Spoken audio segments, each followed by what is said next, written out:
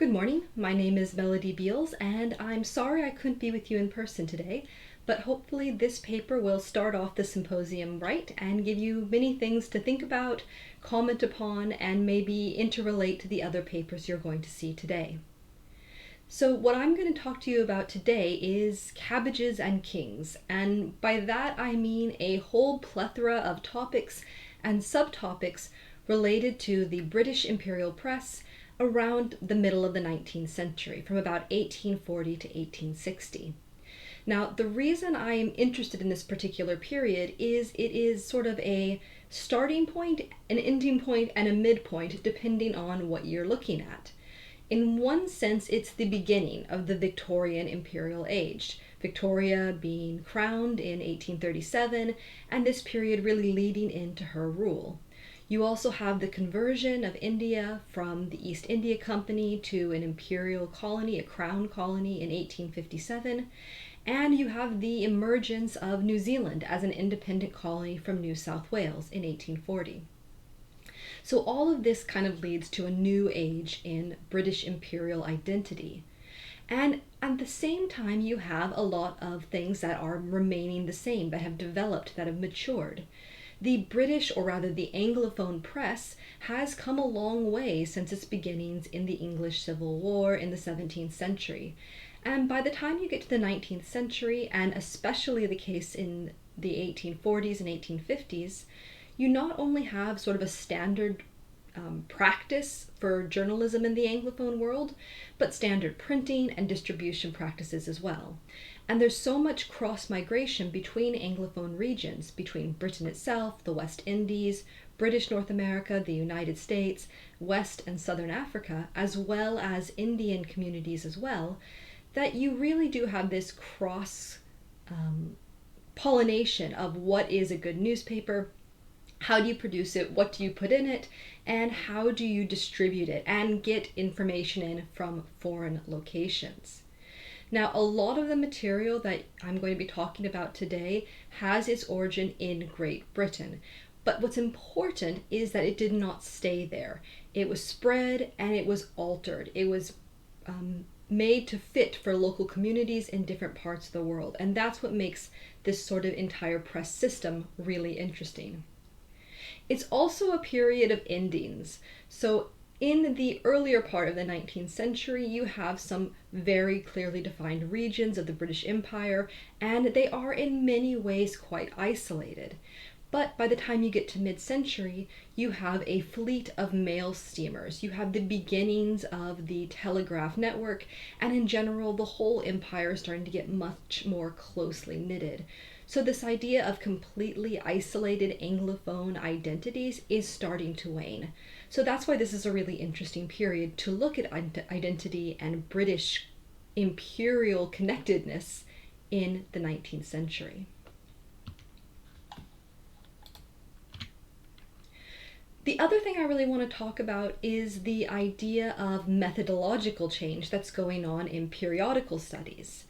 So for many generations, for very sensible and practical reasons, there tended to be a system of samplings and soundings, where you would look at a series of newspapers, looking at individual issues or individual titles, trying to get a representative sample, because it was just simply not possible to look at every single issue.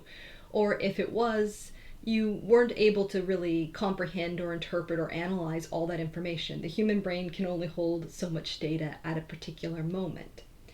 Now, if that seems like a lot of data, the 19th century press, we are creating more and more data in modern media than we have any hope of discovering or having preserved from this earlier historical period.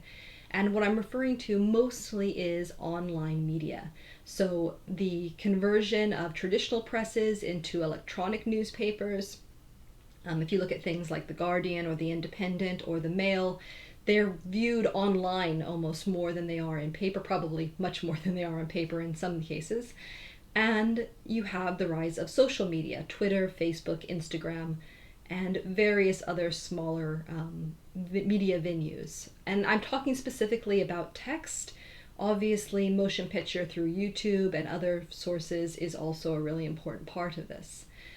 But out of this new media landscape, you have a number of new methodologies. And what they're trying to find is an interconnectedness, a network, a grouping of ideas or identities within far too much data to go through manually. So we have a lot of sentiment analysis and topic modeling and various other computational analyses on these gigantic data sets. And what a lot of researchers in this sort of modern media landscape have come to the conclusion of is this idea of information homophily. And what it basically means is that a certain group, however that's defined, however that network formed, has essentially the same media landscape. They have the same information coming into them, and it helps them form their sense of the world and of themselves, their identity of them and the other, and how things are connected and how the world and the universe kind of works. And the way that you measure information homophily is through network dissemination. So who is connected to who and how strong are those links. And once you have developed those networks, once you have a sense that these things that are not physically close to each other are all informationally similar, you can run other analyses like tone and sentiment analysis, some close reading to make sure you're not getting mistakes about sarcasm or irony. And you get a sense of this group of people believe this, whereas this group of people believe that. And most importantly, even though they're all on the internet, they're quite separate, they're quite divided. And this was a really interesting set of methodologies, and I wondered if it could be translated to the 19th century. Now that we have so many digitized newspapers, we have such a range of networks, could you translate this? Well, the answer to that question is yes, but with the same really glaring caveats. The problem with this sort of sentiment and online media analysis is this assumption that you're getting the complete network. You're getting a sense that everything this person believes or knows is coming through these traceable sources. Now, some people are very obsessed with social media, and maybe it really, really profoundly dictates what they believe and who they're in contact with.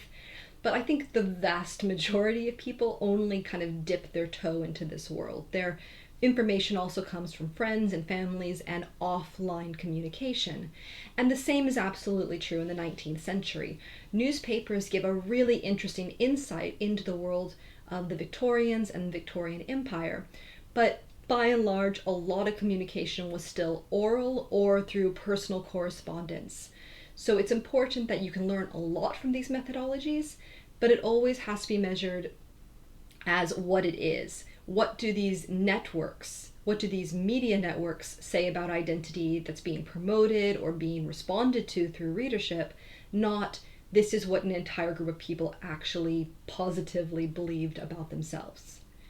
But with those caveats in mind, I thought that there were some really interesting things that we could try to discover in this 19th century newspaper data set. So I thought about the fact that the internet is quite disconnected, and I tried to find bits of the Anglophone sphere that would be equally disconnected and connected. And I decided to look at two parts of the Imperial world that had very limited direct connections. That is, they didn't have major shipping routes that would go back and forth in a direct way. They always had to go through some mediating port. And the same was true indeed for their newspaper networks. Whether that was through mail steamers, the telegraph, or just scissors and paste, the copying of news as it moved from place to place, there always seemed to be mediating factors. So if I looked at these two physically disconnected areas, Scotland and New Zealand, I would be able to tell the extent to which there was some kind of shared information scape going on, despite the fact that they were quite divided physically. And I wanted to really think about what these types of identity signifiers would actually mean.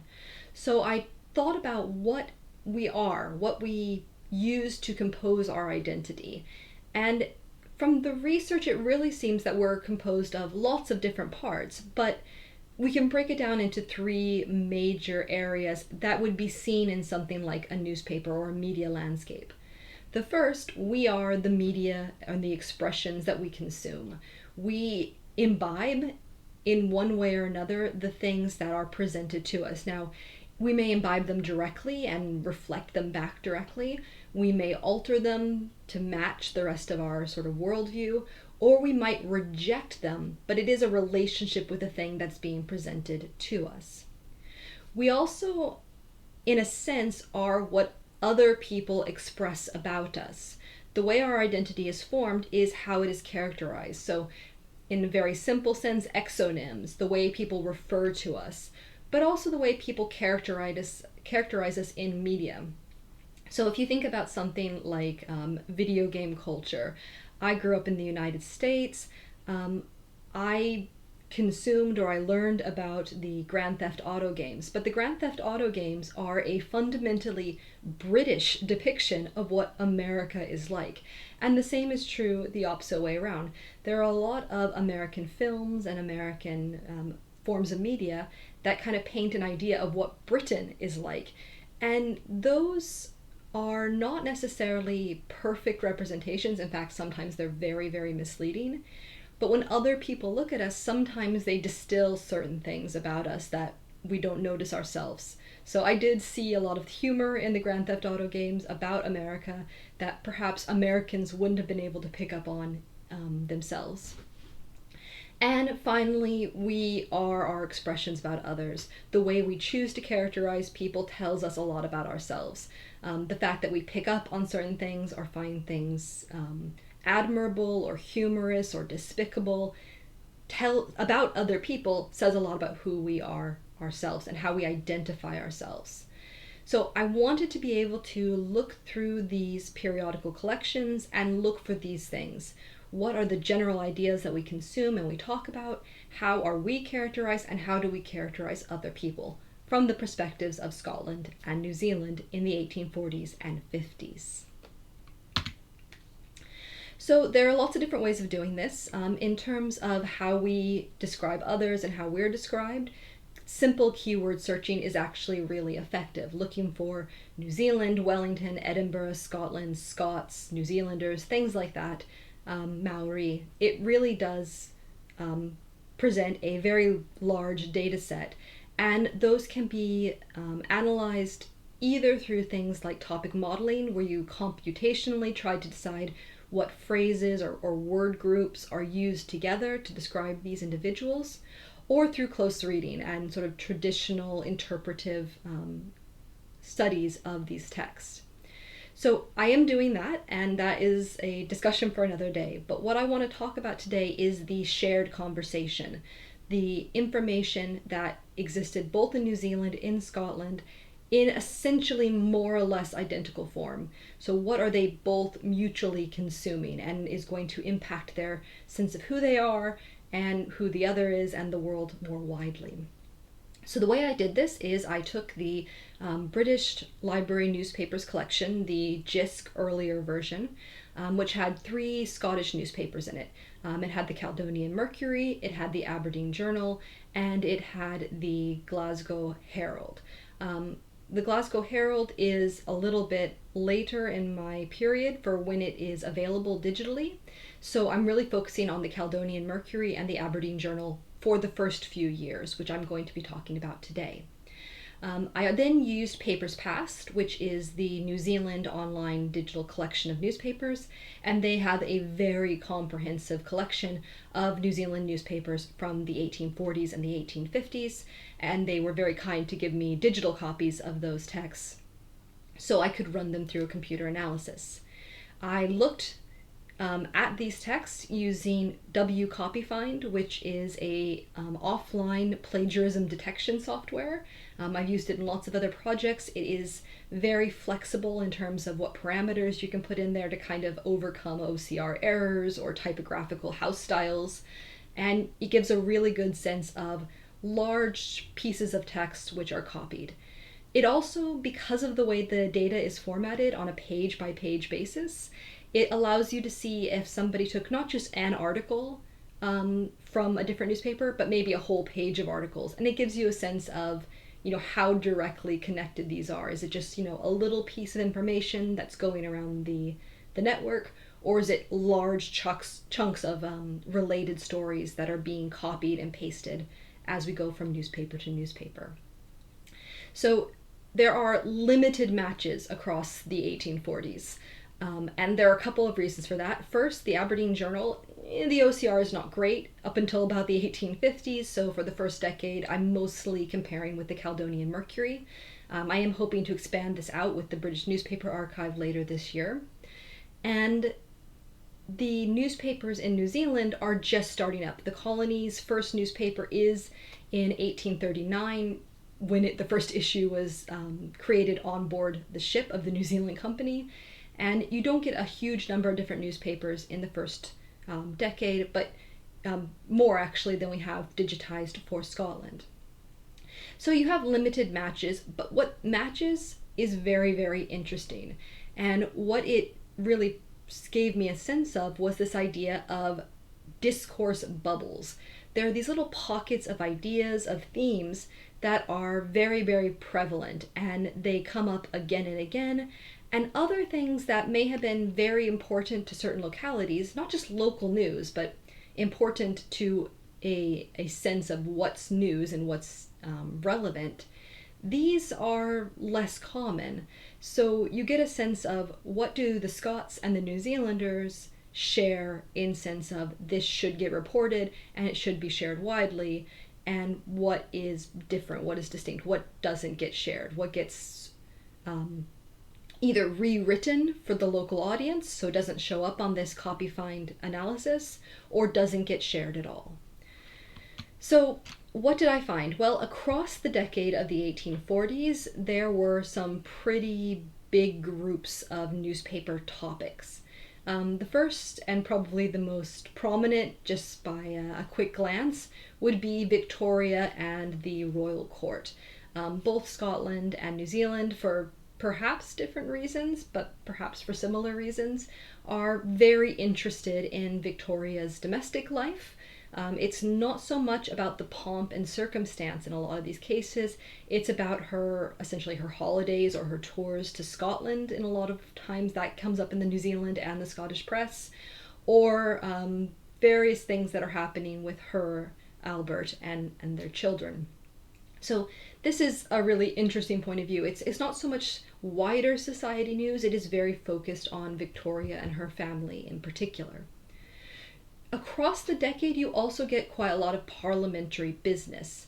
So large transcriptions of speeches and discussions. And this is really interesting because this tends to be in the latter half of the 1840s.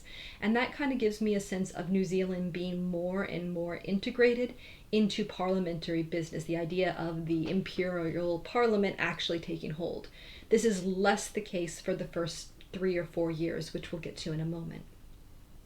The other thing that's really interesting is that the politics and the military matters, so the combination of those two, not sort of domestic politics, but sort of the politics of military events or of diplomatic events, those appear very, very frequently in both, but they're not about Britain or Australasia. Those don't tend to be shared. What tends to be shared are other locations that are important to imperial trade or imperial settlement. So the West Indies, China, India, and the United States come up very, very commonly, less so about the actual regions that I'm looking at. And the one that we can probably all expect, this idea of viral comedy or viral human interest stories, the miscellany, so narratives of some sort, some of which seem incredibly apocryphal upon reading, but probably have some basis in truth, at least fiction-based truth. But these are very, very popular, and we'll break that down in just a moment into these different categories. So when we look at newspaper studies and trying to figure out how information is kind of distributed, there is a very simple distribution that most newspaper studies tended to use, and that's dividing up the news content, which is actually more difficult to define than you probably imagine, miscellany, so non-time sensitive news information, editorials, so commentary, direct personal opinion, and advertising. Now, you'll not see advertising on here. There was actually quite a lot of advertising that was duplicated, but it was about 25 instances of a single advertisement for artificial tinctures, which was manufactured in London. I'm not sure why it was so broadly disseminated in New Zealand, but that is a question for another day. So I'm going to look at the non-advertising material. And as you can see here, it's a little bit more than 50% news content, a little less than 50% miscellany, and a little sliver of editorial. And this, for both Scottish and New Zealand newspapers, sort of discussed independently through close readings, that's pretty much what you would see. The miscellany is a little bit larger than you might see, the news is a little bit smaller, but these are very broad categories, and it kind of gives you a sense of what these 4-page or 4-sided newspapers would normally contain in 1842. The fact that they are very similar kind of gives us 2 bits of information. One, the practices of Anglophone news production were alive and well in both regions, and that's pretty clear from just the genealogy of editors.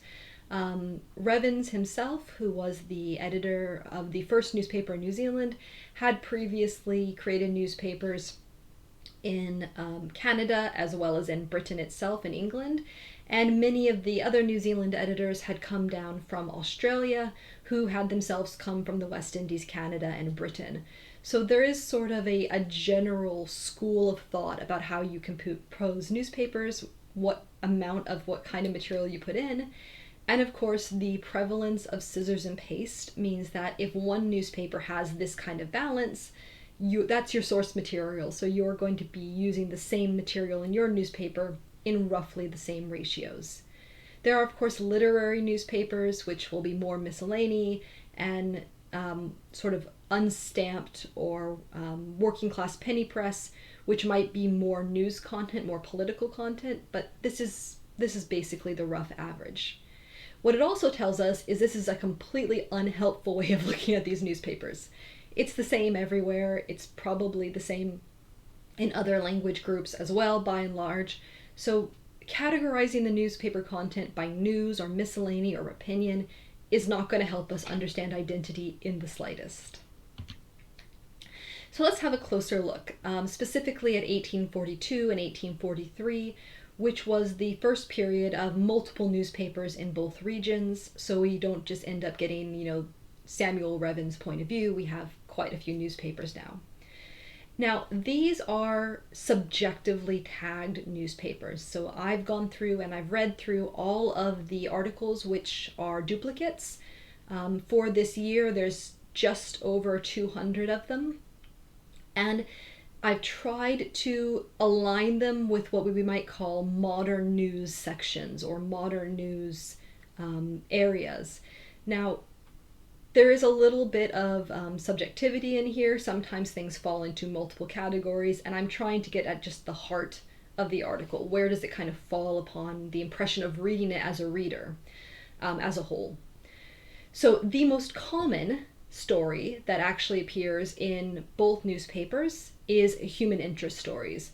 So these may be news stories. They may have a sense of a particular time and place.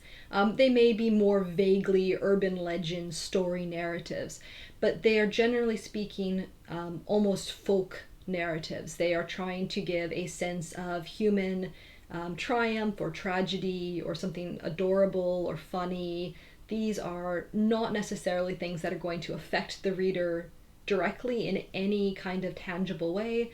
They're much more about that kind of shared human connection.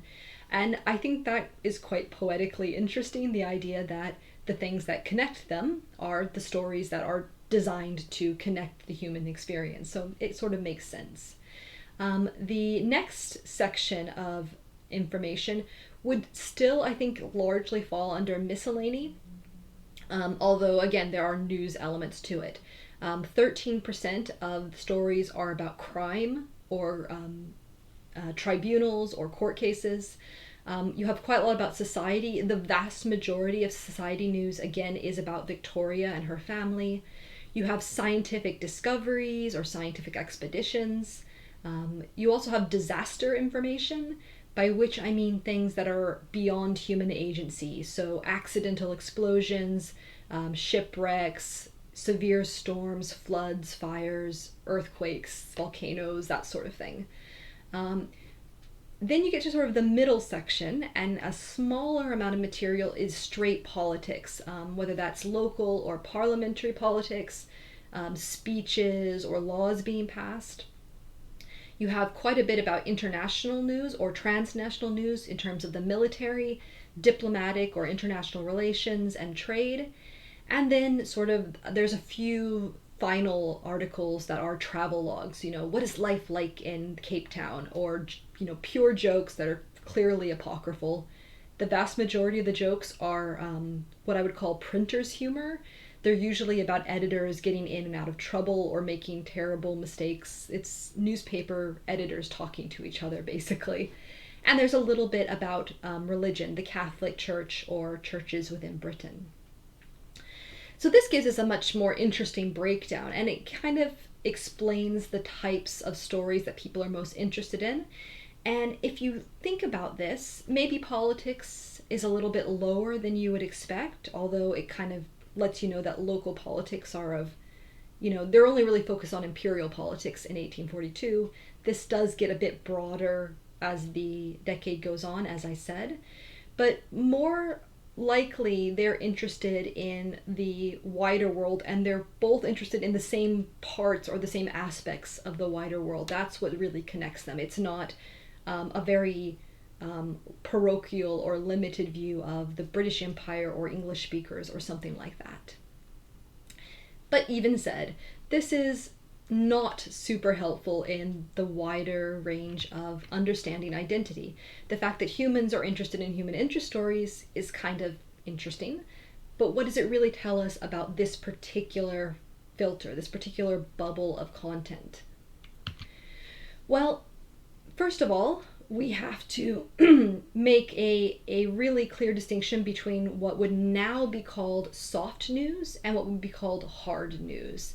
And you can see here that soft news about sort of the human element, as opposed to names, dates, events, figures, really does make 75% of this content. Now, that doesn't mean that we shouldn't look at the hard news, or that the soft news is more important. Maybe even the terms hard and soft are not useful, the same way that news, editorial, and miscellany are not useful. What we should really look at is, what are the core thematic elements that kind of exist across these two spectrums? The narrative elements, the choice of words, the choice of focus in these narratives. So again, this soft-hard news divide is not particularly helpful in understanding identity by itself, but it gives a hint of the sort of things we should be looking for across the two boundaries.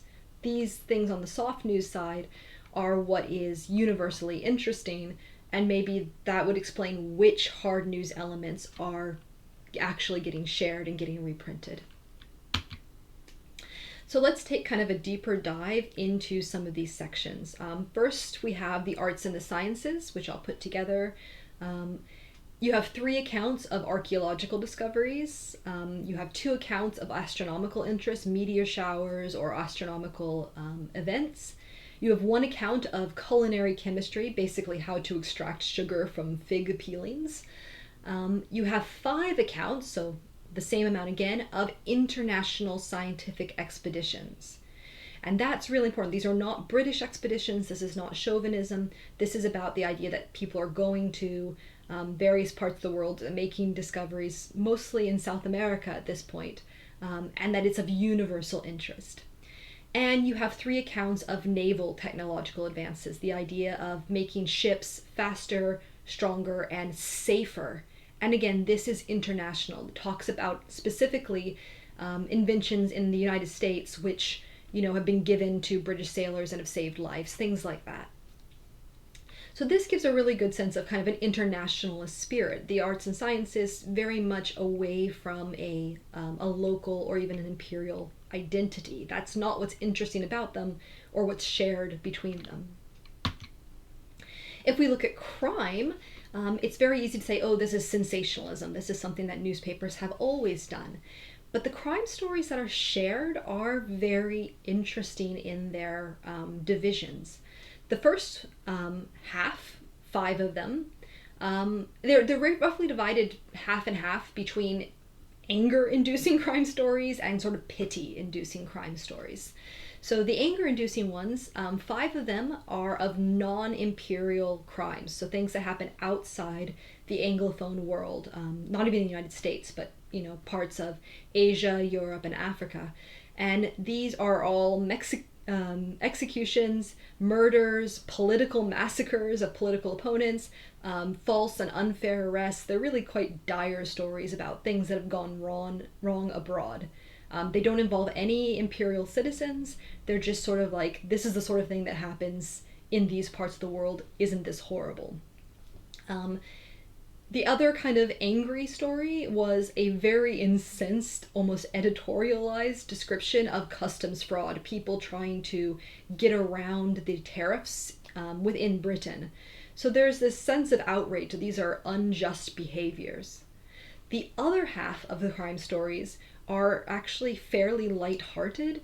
Some of them are about judicial leniency, people who are clearly in bad situations and the judges acknowledging that and lightening their sentences. Really inoffensive offenses, such as an unarmed and, quite jovial man strolling around Windsor Castle just to see if he could see Victoria. And other humorous kind of occurrences at court, people saying funny things or, going back and forth in guilty and not guilty pleas, and just the curious things that happened in the British courts. So again, these are not necessarily sensational or salacious crime stories. They're really about right and wrong and human pity and human justice and human outrage, which again is a really interesting identity marker. International relations also gave a really interesting perspective about what is universally important. So if you go through any British newspaper, whether that's in Britain or Australia or Canada or New Zealand as a whole, the majority of diplomatic or international relations news from sampling and soundings would tell you that it's about various court politics and, saber rattling and, the prevention of war and that sort of thing. But those tend to be quite diverse and separated. There's not clear bubbles between Scotland and New Zealand there. In fact, of these accounts, there are 6 of them that fall under international relations in 1842 and 1843. 5 of them are about the abolition of the slave trade, and that's very broadly defined. So 2 of them are about the Niger expedition into West Africa to prevent the slave trade there. One of them says there's some connection, I hope our readers won't mind, but also the Texans, they're pretending not to have slave ships, and they do. They're breaking anti-slave trade laws. It's not really related, except thematically, about abolition and the importance of honoring the anti-slave trade agreements that have been made in the Anglophone world. You have 2 that are just about Anglo-American diplomacy on abolishing the slave trade and policing the abolition of the slave trade. You have 1 story about a British consul who is sort of quixotically obsessed with destroying the Cuban slave trade. He gets seized by Cuban officials, and the article is very outraged on his behalf. The British have to save him. The British government actually was very embarrassed by this and was sort of like, oh, this guy has gone off on his own kind of personal crusade. The newspaper account that was shared is very much supportive of Turnbull and, that the British ought to be doing this. They ought to be stopping slavery in Cuba. The only one that doesn't fit into this was an account of Polish gratitude for diplomatic recognition of their state by the British. But you can kind of see that this is all about kind of British politics acting honorably in the wider world, and the core part of that identity is abolition and preventing the slave trade, which was particularly interesting. Next, I just kind of wanted to compare military accounts with shipping or naval accounts, because I think they're very distinct in their plot, in the actual things that happen to them, but they're very similar thematically. So the military accounts, about a third of them are about betrayals of some kind, almost literary sense. So there were rebellions, or an alliance had been made but betrayed by a second party. There was mutinies, literal mutinies aboard ships. And again, this plays into this idea of honorability and right and wrong, and how that kind of fits into the British character. You have a couple accounts of sort of French failures in the military sphere, which I thought was very interesting. We'll have to investigate that more. There are also some accounts about just praising the imperial population, and it is the imperial population, not just Britain, for sort of their coming together to do the right thing. So Lady Sale, having been kidnapped or having been ransomed in Kabul, the citizens of India, and they talk about them very, very broadly, the citizens of what is now India, Pakistan, Afghanistan, not just Anglo-Indians, raising huge sums of money to rescue, and sending military to rescue this very kind of beloved figure. Now, the extent to which this is an accurate representation of sentiments in India at this time, that these three articles can't say. But the fact that the newspapers are highlighting this and praising the Indian populations for doing this is sort of the opposite of those betrayals and rebellion accounts that are going on at the same time. And there's just one account that's generally praising British forces. In the shipping and naval side of things, again, you have those accounts of technological advancements. You have a bit about disasters, things that are going on. But what's interesting, again, is the internationalist view of the ocean. So the technological accounts, reference many other groups other than the British. And in one of the shipping disasters, it actually derides or becomes very angry at a British captain who failed to sort of give assistance to his countrymen when they had their ship was going down. And they praise an American captain who actually, at risk to his own ship and his own economic prospects, stopped and helped the ship return to Britain. So again, this is this idea of honorable behavior in an international sphere, rather than sort of the more chauvinistic idea of, rule Britannia. It's a very interesting perspective when you look at what's shared between them. So just to kind of end this with the idea of from the universal to the specific, some of these categories were not quite so thematic. You talk about politics, almost all the political information was shared between two newspapers, the Caledonian Mercury and the Colonist and Port Nicholas Advertiser. And that would be very specific things like agricultural improvement, working class radicalism, Irish politics, income tax. And that's quite interesting because actually the other newspapers were edited by quite political firebrands. Maybe they wrote their own content and that's why it's not being duplicated. But it is interesting that the politics is a sub-bubble. It's not New Zealand and Scotland as a whole. And any kind of society news, again, mostly from the Colonist and Port Nicholas Advertiser. And I guess that just gives a sense that they are interested in British society and British politics, but they're also just copy and pasting it. They're not necessarily rewriting it or giving commentary on it, which the other newspapers from sampling tended to do. So they're interested. It looks like they're more interested, but they might actually be less because they're not putting personal investment into it. So looking just at 1842, the common themes seem to be about honor, seem to be about ingenuity, human ingenuity, justice, a sense of fair play. And these are very, very British Victorian stereotypical values, and they seem to come through in this particular subset of shared content. There is also a sense of British exceptionalism, not straight chauvinism, but there is a sense that when they talk about things that are honorable, it does, on the whole, tend to be Anglophone or British subjects. When they talk about things that are despicable, it does tend to be non-imperial subjects. But it is not Britain versus the empire or the colonies. It is the empire versus the non-empire, which I think is an important theme to explore further. So now what is the next step of this project? Well, I'm going to return to what had originally been going to be the second step of my project, and that's ontology creation. I had originally wanted to use these kind of big themes I spoke about earlier: human interest, politics, military. But as we can see, those are actually not the most helpful ways of categorizing this data. So now what I think I will be doing is I will be creating a much more folkology kind of ontology, talking about things like honor, justice, betrayal, reversals, heroes, um, all of these sorts of things, resistance, disaster, all of these things that can be characterized for certain paragraphs or certain aspects of narratives or stories. And then I'll be able to go through all of these different accounts and really map out what do individual parts of these accounts really indicate. Once I've done that, and I'll do this on a sentence by sentence or paragraph by paragraph basis, I should be able to map out the specific fingerprint or the specific structure of these different articles.